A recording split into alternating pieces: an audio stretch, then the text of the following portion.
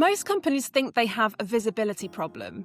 They don't. They have a translation problem. And the easiest way to see that is something I call the Scriptwriter Test. But before I explain it, this is the bit people don't like. You can be better than your competitor and still lose to them. And it happens all the time.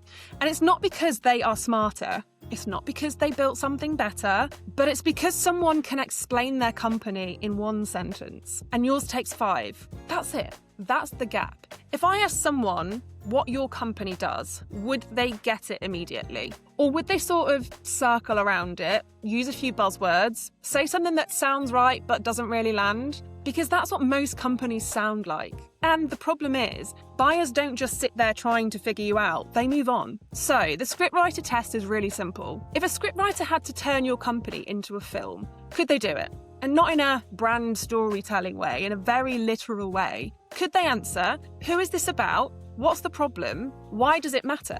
Because if they can't, you don't have a story. You have information, and information just doesn't win. The first place this breaks is who the story is actually about.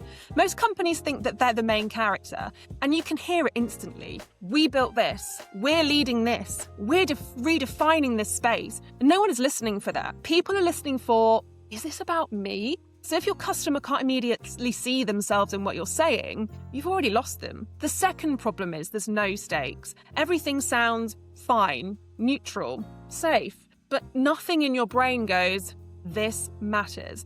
Because no one's actually said what's at risk. Like, what happens if I don't solve this? Do I lose money, time, customers, credibility? Because if nothing bad happens, why would I act?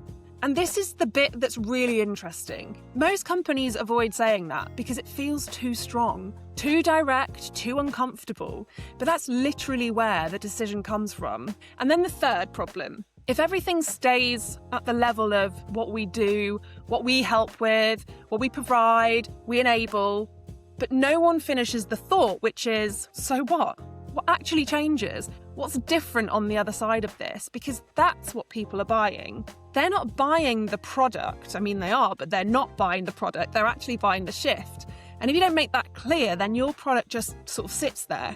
And really, this is where it becomes a real problem, because it's not just humans reading your website anymore. AI is reading it, summarizing it, deciding whether you're relevant or not.